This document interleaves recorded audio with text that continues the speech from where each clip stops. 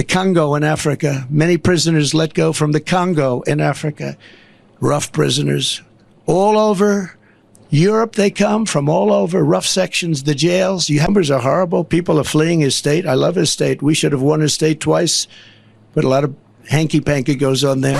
Then Kamala came in. We are monitoring Donald Trump. He is at a border community just along the Arizona-Mexico border. But all of this... Now, Fox News got a new set of producers they're not telling us about. At this point, they're a Trump meltdown away from reporting, oh, that one guy is saying something. And she's the leader of the pack. She destroyed San Francisco. Absolutely destroyed it. She destroyed California. You can't go into California. You can't go into San Francisco. It's not livable. 15 years ago was the best city in the country, one of the best cities in the world.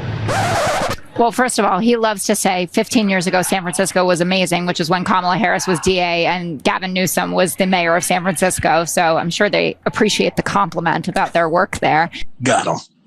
We fucking got him. As we approach the conclusion of the DNC, a convention that has been described as a cross between a rock show and the world's biggest two-step party, compared to the antique show that was the RNC. Sorry, that's actually mean to antique shows. My wife loves them. Delegates and alternates, let us commence with the call of the roll of the states.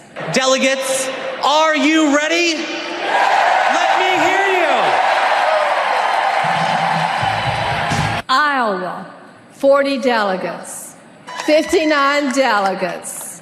Fire, get loud, another round of shots. DNC, turn out for what? West Virginia, 32 votes. President Donald J. Trump.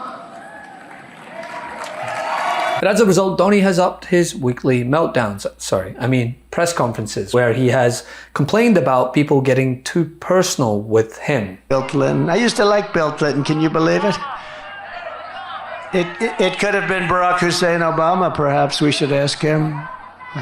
No, he was very nasty last night. I try and be nice to people, you know, but it's a little tough when they get personal. Please, again, remember? Please, sir, don't get personal. Talk about politics. That's right, folks. The man that introduced himself as a potential candidate for president by mocking a disabled reporter and spreading the racist birther theory regarding Barack Obama thinks that the Obamas went too far.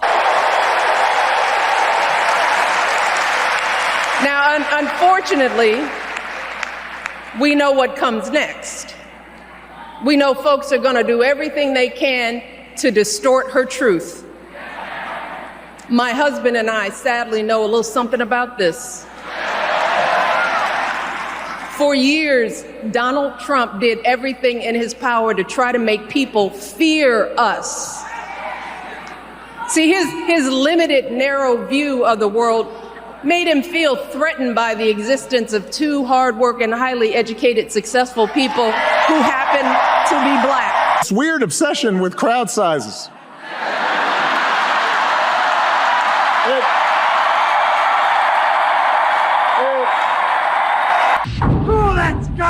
Well, in today's version of Poor Me Sweaty Edition, it seems his ramblings were too much for even Fox News to stick with, and akin to how they covered his presser last week. All of a sudden she comes out and she says the same thing, exactly the same words that I used.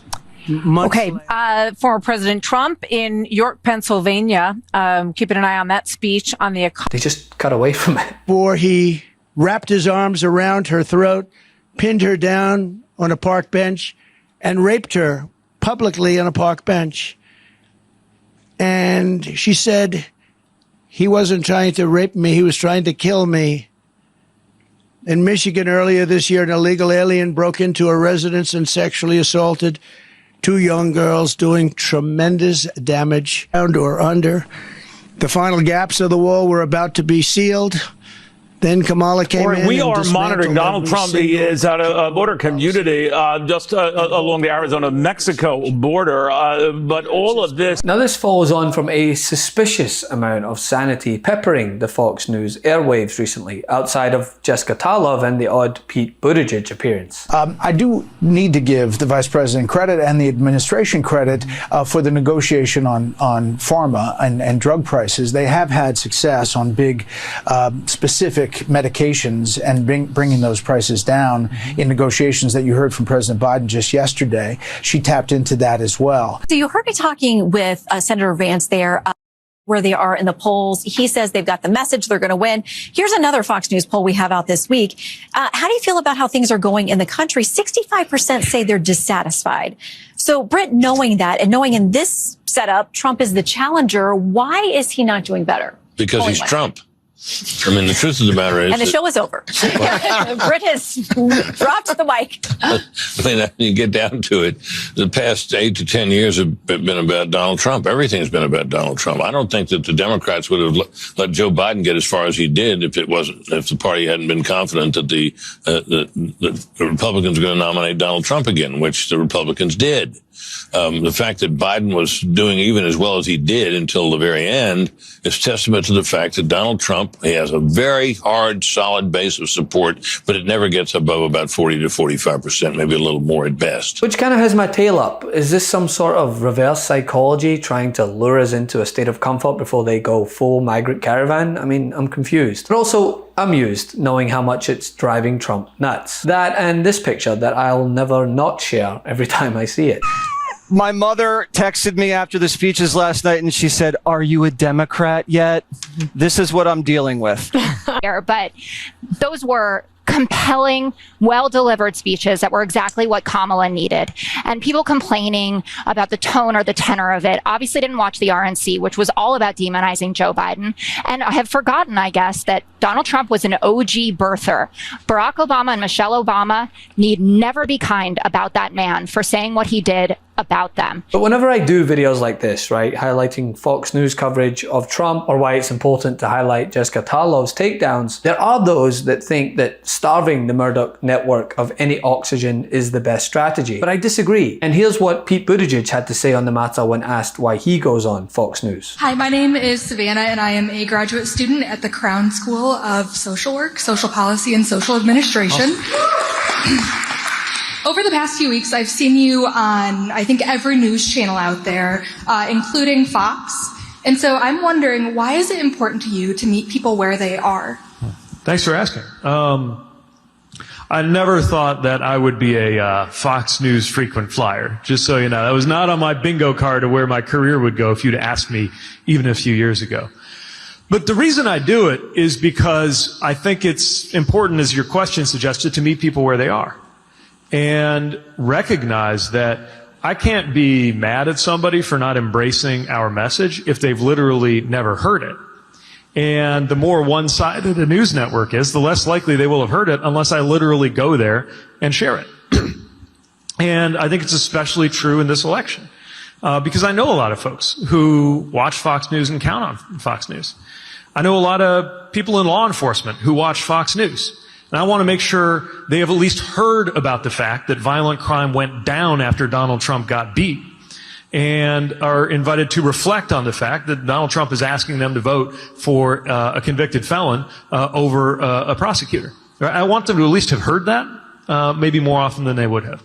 I know veterans who watch Fox News. I want to ask them to consider the difference between a ticket led by somebody who faked a disability, getting a doctor's note, taking advantage of him being a teenage multimillionaire so that he wouldn't have to go to Vietnam and let some working class kid go in his place, and whose own chief of staff revealed that he had described people who served this country as suckers and losers, compared to a ticket led by the administration that delivered the PACT Act that made sure that veterans who I served with in Iraq and Afghanistan downwind of burn pits get the cancer treatment that they need, and also has on it a command sergeant major from the National Guard who spent 24 years in uniform. So, like, you know, people, I always visualize people who I know, who I disagree with, and who I like, who are just maybe tuning in.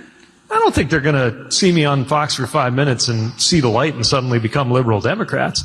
But I know that we're having a healthier conversation if they've at least heard what somebody like me has to say. And I think this is a crucial point. Whether we like it or not, Fox News is still the most watched cable news network in America, sadly. But that means there's a huge opportunity to reach people where they are. And yes, of course, there are going to be those that are cocooned off from reality who tune in to reaffirm their bigotry. Weird vibe going on. I can't figure it out. But I will, Greg, Barack Obama still the godfather of this machine. He gave us Joe Biden as VP. He gave us Hillary as Secretary of State. Then he cooed Joe, put all his boys with Kamala's team, and had his wingman Holder vet Waltz.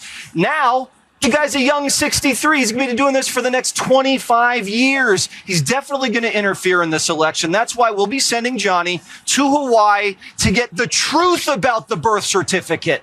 This time we will dig deep and find out what really happened.